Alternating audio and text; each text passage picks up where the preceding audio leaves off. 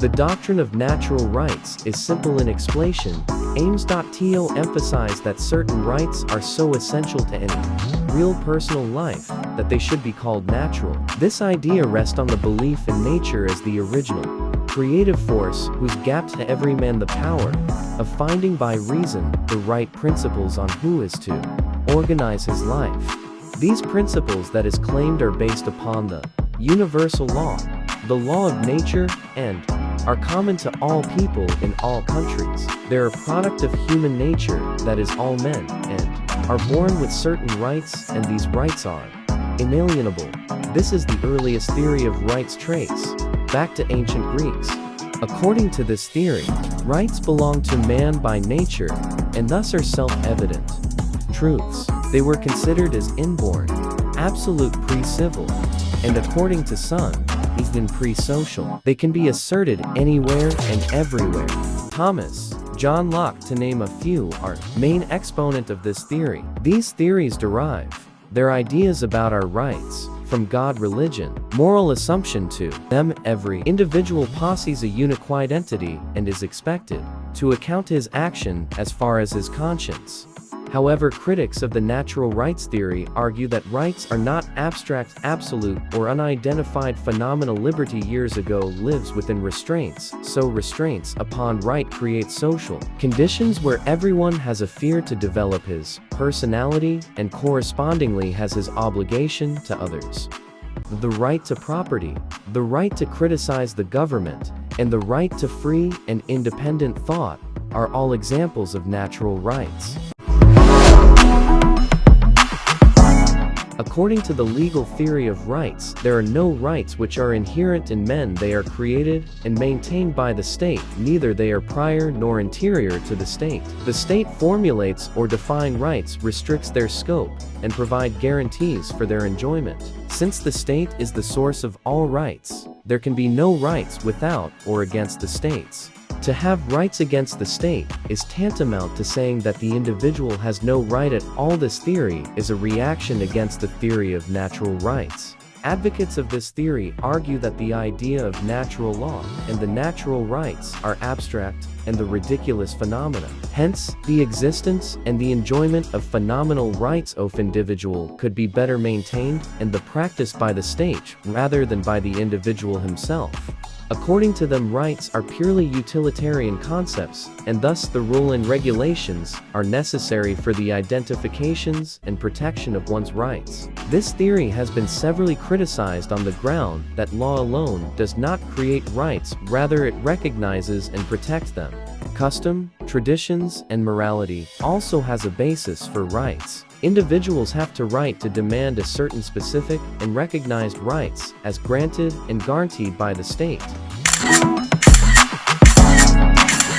The Taffer emphasized that rights are the product of history. They have their origin in customs, which one possesses practical, social utility, and passed on from one generation to another. History said, those rights which people think they ought to have are just those rights which they have been accustomed to have, or which they have a tradition of having once possessed. Custom is a primitive law in explaining natural rights. Advocated of the historical theory maintained that customs is their sanction. They are considered fundamental to development of men, because they have been maintained by a long unbroken custom, and that the generation have habitually follow them have, which are natural as they grow. They are neither instituted, nor are they invented. But it maintains that the French Revolution was based abstract rights of man, whereas the English Revolution was based on the customary rights of the people of that country.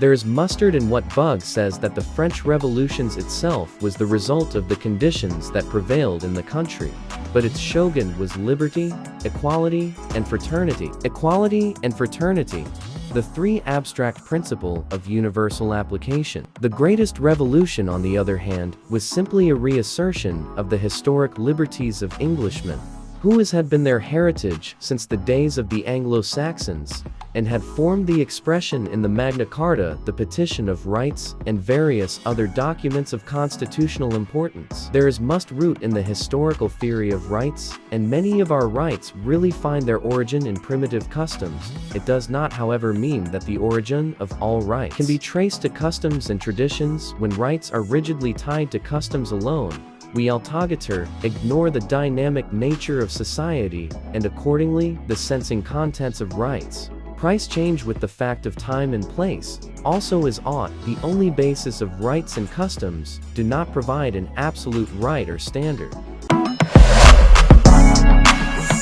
Human dignity as a result of human rights is important to all religious systems. This is the doctrine of a superior being who is the creator and the father of all humanity. If we believe the Old Testament myth that Adam, the first man, was formed in God's likeness, we can conclude that the divine source places a great value on human beings. The concept in a worldwide common creation entails a shared humanity and, as a result, universal, fundamental, and basic rights. Rights are inalienable, and moral beings cannot deny them because they emanate from a heavenly source. In the viewpoint of God, theological approach also implies human brotherhood and equality. As a result, religion serves as a foundation for human rights theory that stems from a higher law than the state and whose source is the ultimate being. They are God-given rights, not concessions provided by human institutions, nations, or international organizations. Some religion place so many prohibitions on individual freedom. According to critics of theological approaches, slavery, discrimination against women, and the application of the death penalty are all tolerated in various religions. It is a representation of man's love for his neighbor. The concept of brotherhood of men entails respect for man's rights, which exemplifies the universal concept of human rights. In a summary, the dignity of a human being is fulfilled through love for one's neighbor.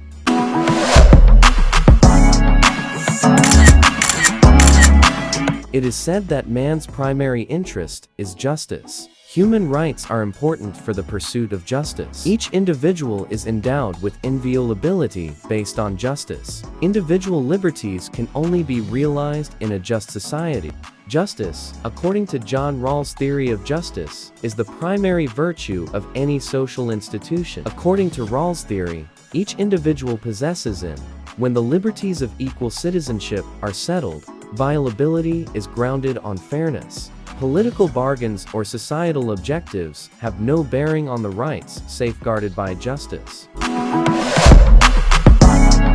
Professors McDougall and Lasswell take a value-oriented approach focused on human dignity protection. This approach is based on the idea that human rights imply sharing the values of all defined policies, with the most important values of respect, power, knowledge, health, and security serving as the foundation. There is a significant gap between people's shared expectations for human dignity values and their accomplishments. The ultimate goal of this philosophy is a global society in which values are shared and distributed democratically. All available resources are fully utilized, and human dignity is respected. In fact, policy science method is a better name for this hypothesis.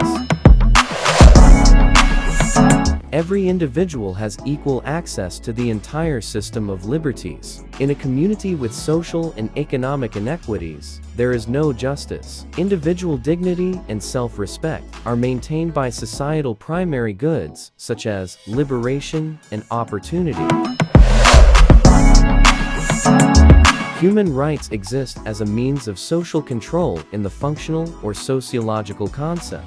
Human rights, also known as the sociological approach, exist to serve society's social interests. The sociological method emphasizes the importance of achieving a just balance of diverse interests among dominant moral feelings and the social and economic conditions of the time and place. William James championed the pragmatic idea that the essence of legislation is to simply serve the wants of the people. This technique was created in the early 20th century, when there was a desire for a range of wants prompted by societal growth, such as assistance for the unemployed, handicapped, underprivileged, minorities, and other disadvantaged groups. The approach is now to focus on rights in terms of people's wants and concerns.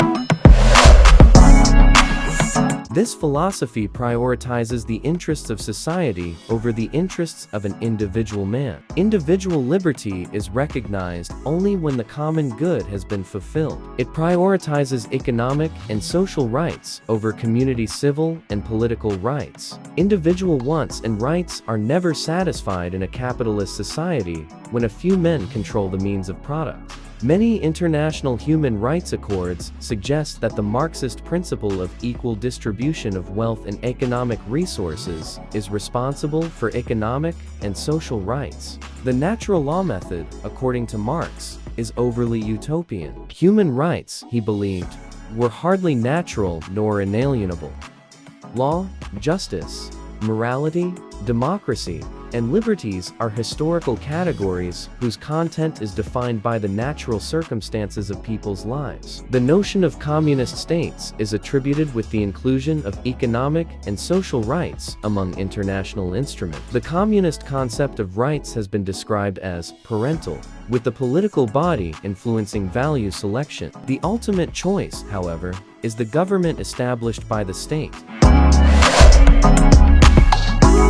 The utilitarian theory is based on Jeremy Bentham's philosophy. Tries to define rights in terms of dispositions toward specific goals, such as the common good. Every human decision, according to Bentham, is driven by some sort of pleasure or pain calculation. The goal is to make as many people happy as possible. Everyone is counted equally under this idea. However, this does not imply that everyone is treated equally. The principle of utilitarianism demands governments to maximize the total net benefit.